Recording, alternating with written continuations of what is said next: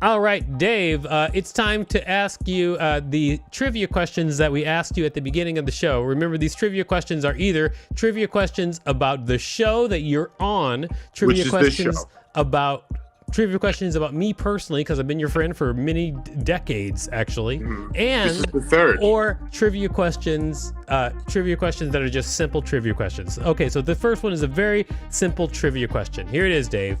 What is the word that describes a sound a sheep makes? Is this a trick trivia question? No, it's a simple trivia question. What is the word that No, Dave, that is not correct. Just the word that describes the sound, not the like the onomatopoeia for the word that describes the sound. What do sheep do? They squeal like pigs? No, they do the word that describes the sound that a sheep makes.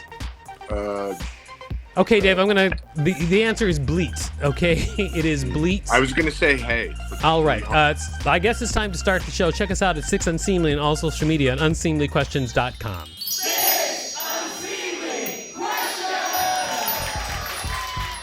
Welcome to 6 Unseemly Questions. I'm your host, Victor Varnado. This is my sidekick, Dave Rosinsky. We've got a great contestant on the show today. Please put your hands together for Derek Humphrey. Welcome to the show. Hey. Thank you. Now, it's great that you are here. We've got also a wonderful studio audience. In our studio audience, we've got Zahid Devji and Tracy McClinton. Studio audience, welcome. Thank you for coming to the show. Hello. You're both wonderful. Thank you. Tracy, you're not talking to me? What's happening? No, I'm trying. I was trying not to interrupt. Oh, that's fine. Very, very polite. All right, Derek, I'm going to tell you how the show works, and then we're going to get started. I'm going to ask you 6 unseemly questions. At the end of each question, I'll ring a bell if I like your answer like this. However, if I do not like your answer, I'll not ring the bell, and I'll tell you why. Regardless of how many bells you get, at the end of the show, I will decide whether or not it's worth giving you $5 whole for appearing on this show. Cool. Yeah, are you ready for question number 1? Yes, sir.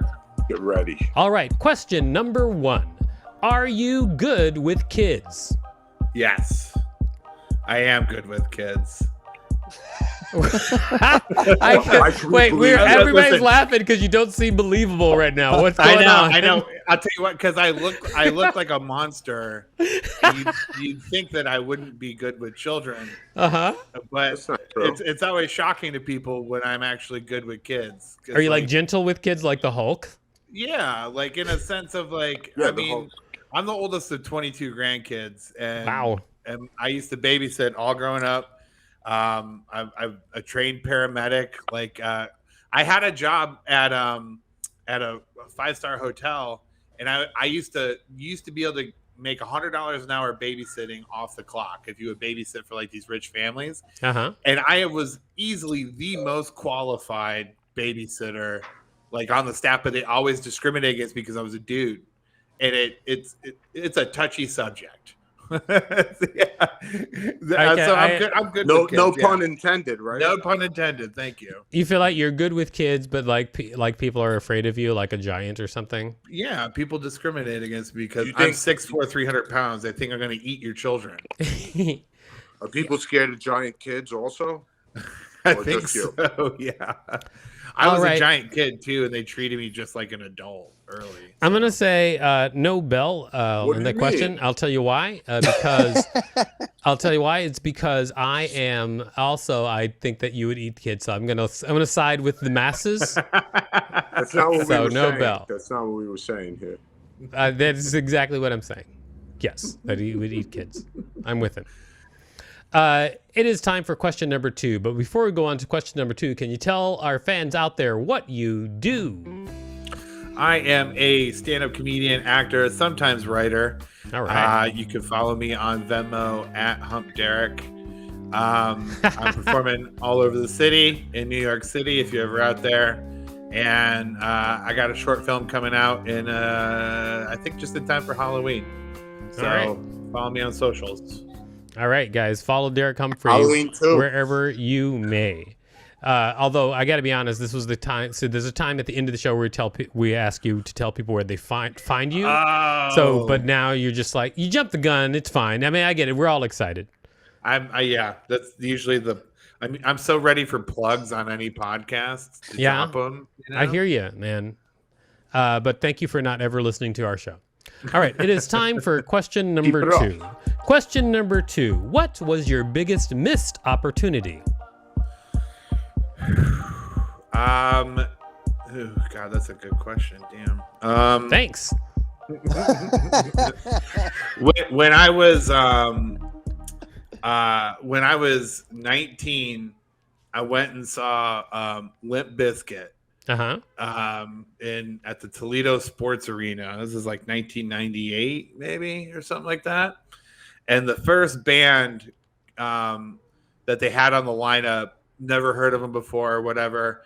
They blew everybody like out of the water, right? And I noticed after the show that they were carrying their own equipment and everything like that. And I was like, oh, I thought you guys are supposed to be rock stars or whatever.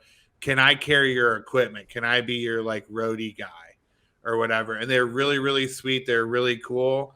And they decided that ultimately they couldn't pay me or fit me in their van. Mm-hmm. But, you know, someday maybe I could, you know, catch up with them later on. I never, you know, followed up on it. And that band became Incubus. And so I feel like I could have been a roadie for a band. And that was my biggest missed opportunity because clearly I have manual labor in my blood. I mean, but the way you described the story, your missed opportunity was kind of their missed opportunity because you like you tried to pitch yourself to them and they were like, nah. Fair point. I think if I had been persistent, I didn't learn to be persistent until I was older. You know? What did you even say? Were you like, hey guys, can I carry your stuff? Basically, I was like, look, at the time I worked like as like a welder and stuff, and I carried a bunch of heavy crap and heavy fabrication anyways. And I was like, clearly I'm qualified to pick stuff up and put stuff back down. We believe you. We believe you now. Right. All right. You know what? I'm going to say no bell on that. I'll tell you why as well.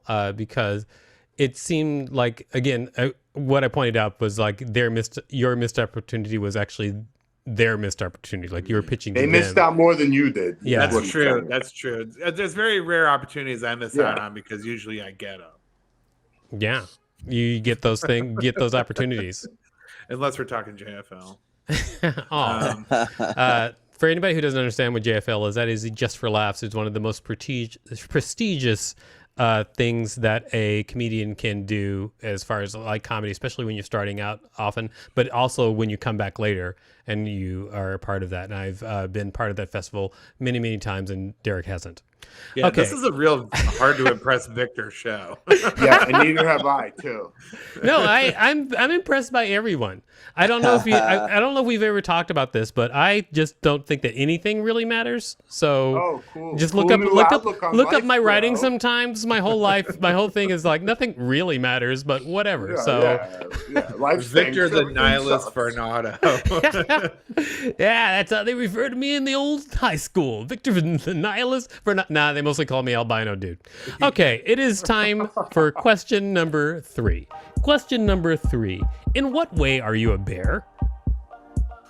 I like to sleep a lot. I eat a lot of food, I pack it away, and then I sleep for lengthy periods of time. So you're like literal, you're going literal bear. Yeah, literal bear. I mean, I am a big, right now, my wife did my hair today, so I look kind of gay. So, I mean, like, in that sense, for sure, I'm a bear. But, like, a literal bear, yeah, I sleep a lot, and I hibernate. Do you attack people at their picnics?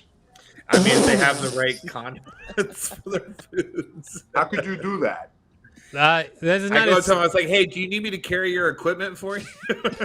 I just want to. Like, can I carry that jelly sandwich? Look, I have to interject just a second. That was not a real question that Dave asked. That was a joke question. Okay, no, it was a real question. No, it's not, Dave. It's bear related. Bear related. I mean, I agree that it was bear related, but it was not a real question. You're not helping the show, Dave. You're just like, I mean, honestly, you're just kind of derailing the show, Dave. Okay, I guess. Okay, if we both agree, then let's move on. All right, I'm going to give you a bell on that. I'll tell you Yes. why. Because you went literal bear. I don't know why, but you did. So great. It is time for question number 4. Question number 4. For $1 million, would you eat poop straight out of a porcupine's butt? No f***ing way. For $1 million? No. What if you put it in a cup Yeah, if it comes in a picnic basket. and there's 2 porcupines with 1 cup? I'm sorry. He's doing Dave again. You're derailing. Okay, our scientific research. Now, go ahead. One of my biggest flaws in life is I have a huge amount of pride and integrity for someone who is white trash, and like I will not do things that are like like I don't know. It's an interesting position to be a professional clown and then also will not do certain things for money. I know it's $1 million, but like it's just disgusting. That's actually good. I like your answer. In fact, that's what my answer would be as well. Remember previously when I was like, nothing really matters. So like people can offer me money to do things I don't really want to do, and I can just be like, no, I'm not gonna do that. Right, exactly. Like I'd rather die with the knowing I didn't eat shit than to have eaten shit and then die in a golden casket. You know what? Now that you say I'd rather die knowing that I didn't eat shit, I wonder if I'd want to die knowing what shit tastes like. I don't. Now I'm just like wondering, did I? I don't. I mean, I probably won't. I mean, this is probably, but I do have just general curiosity. It's you know what? I'm gonna give you a bell on that question. Boom, winning my way back because you wouldn't eat the poop. Oh no, my $4 bell. All right, it is time for question number 5. Question number 5: what are you mediocre at? Comedy, apparently. Ooh, a burn. That was a self burn. I'm mediocre at setting up tasks and accomplishing them. I'm very bad at follow through with like, I'll make a list of like 10 to 20 things to get done, and I'll get one of them done at most. And then I'm like, okay, this is a sense of accomplishment, and I shouldn't feel it at all. I'm very bad at like seeing things through. That is, regard. Yeah, that's, I mean, that's bad at though. That's not mediocre. That's bad. Fair enough. You're not very mediocre at. I'm very mediocre at bass guitar. Oh. I tried. Yeah, I would not be a comedian if I could have been good at bass guitar. Mm-hmm. But seeing that, like, I plug it in and I have no rhythm or attention span, again, leading to the being bad at like getting stuff done. And I'm very mediocre at it, despite the many hours of practice that I put into it. I'm also mediocre at bass guitar. I'm also mediocre at rhythm guitar. Mediocre at both of those. Anything that requires attention and rhythm, I'm very mediocre at. Dave plays. Don't you play the skin guitar. flute? I'm just kidding. No, I don't play the skin flute. You do. He plays the keytar. I want to play the sitar.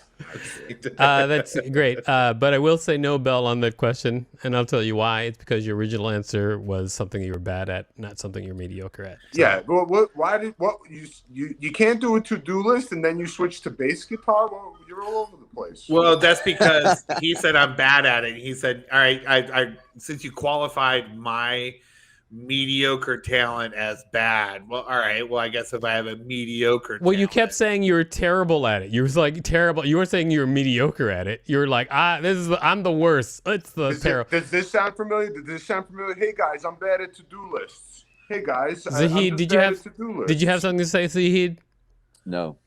No, feel free to be critical. Go ahead. Everybody else is. Derek, I'm just upset that you wouldn't eat shit for $1 million. I think that's crazy. I know, it wasn't even human. It was like porcupine. Well, that's not the point. If it was human, I still would have said yes. Really? I mean, if it's human, it's probably worse. If it's porcupine, why is it worse? It's probably natural.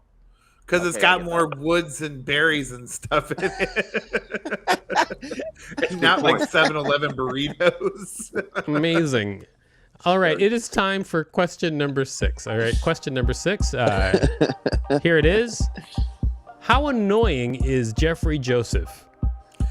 Oh my God, Jesus, man! Even in Canada, that guy won't leave me alone. Yeah, that dude. I have many pictures of me and Jeffrey Joseph dressed in the same outfit. I don't know why this has happened more than once, but we're like in the same outfit, and so I made him take pictures of me. But I gotta be honest, the dude is super annoying. You know the most annoying thing about Jeffrey Joseph? What, his duck bill? Because he's a duck bill instead of regular lips. There's that aspect for sure. And aside from like the constant internet trolling, Jeffrey is an OJ truther. What? And that Jeffrey thinks that OJ didn't commit the murders. You know, here's the thing. I can't come down 100% on either side, because it's like I feel like there's a life that is happening there where I'm just like, there's so much shit that I don't know and I don't really want to explore, so that I'm on 100% on one side or the other. I don't care enough. Fair. But I'll tell you it's what, best to I've avoid sat- that conversation. because of this pandemic. I mean, we're all old enough that we remember when the murders happened. We watched it all on Court TV or ESPN or whatever. And I was pretty convinced then. But then during the pandemic, watching all of those documentaries and like reading up on it, there was like 110 points of evidence that said that OJ did it. And it was clear. I know, OJ like if did it were a TV show, you'd be like, he definitely did it. Like, right, yeah. If it were a TV show, you'd be like, that dude did it. And when In spite of it being a real event, I go, this is a gross miscarriage of justice. And on a trip back from New Jersey, Jeffrey was arguing the merits of OJ's innocence, based exclusively off of like what a shitty guy Mark Furman was. But and though I can't say that 100% he did it or not, I can say that I would definitely not take the stance of he didn't do it. Yeah, I'm not going to bat for OJ. I would. I don't know why that. I wouldn't do that. Jeffrey's been OJ pilled. Yeah, that's amazing. I didn't actually know that. That just brings out a whole new Jeffrey in my mind. I can't wait till he messages Meet me the new about Jeffrey Joseph. What about Jeffrey Joseph, Dave? Meet the new Jeffrey Joseph. Do you know Jeffrey at all? No, I don't. I'm just guessing here. Great.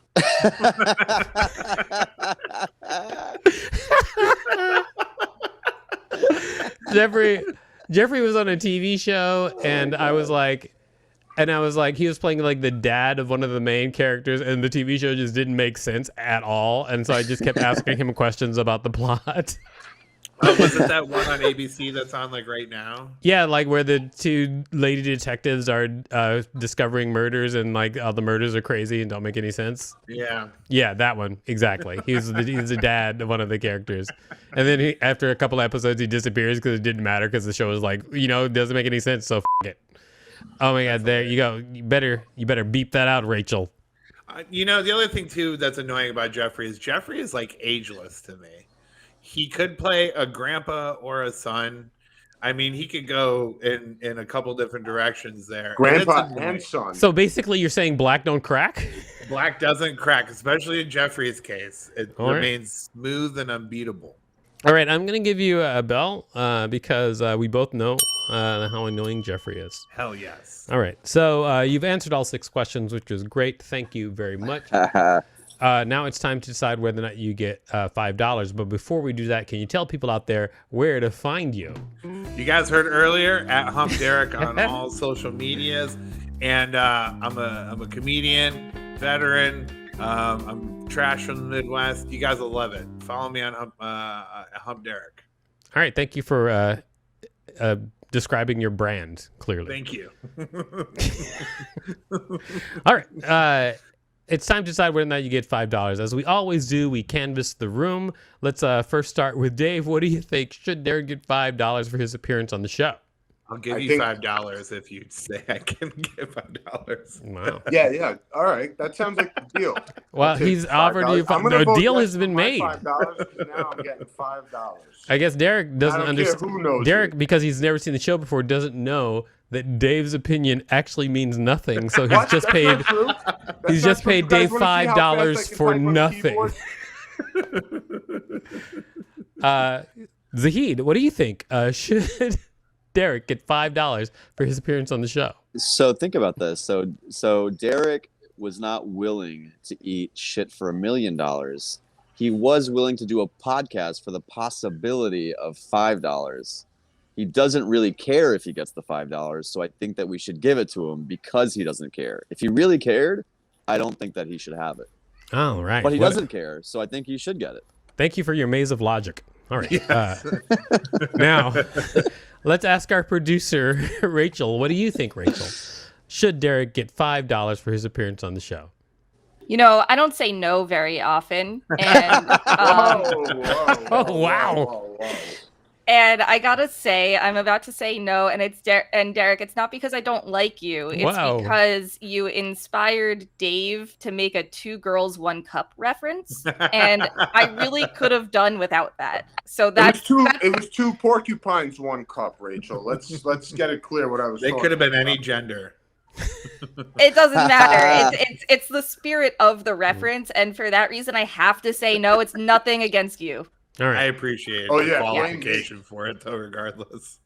Right. But if you loosely connect to anything against women, Rachel will come down on you with a hammer. At the end of the show. Which one is It is Rachel? 100% true. Any Which one is loose, Rachel? it doesn't matter the logic at all. All right. So we've asked everybody in the studio audience, but it's time to ask you, Dave. What do you think? I'm sorry, you, Derek. What do you think? Should you get $5 for your appearance on the show? I mean, I don't care if I do. However, I said that. Because I have the integrity to be here and to give my God's honest truth as I see it, I think I've earned it. You know. Wow. So, I think First so, of all, too. no $5. I'll tell you why. Because the total bullshit that he was just saying. Because Right, comics show up to podcasts for nothing all the time, and I know I that's didn't know true. there was money involved in this at all. So. Yeah, so he had no idea. That was just a line of straight BS. All right, so no $5 for you, but I did enjoy your episode. Thank you so much for coming to the show. Oh, thanks for having me. I appreciate it. Now we just have to find out, Dave, what did you learn from this week's show? What did we learn about picnics again? Don't do it. Don't That do is, it. you answer me with questions. I'm going to take my to-do list. I'm going to rip it into millions of pieces. Everybody, please check us out at Six Thank Unseemly you. on all social media at unseemlyquestions.com. Starbane's Audio, a podcast network.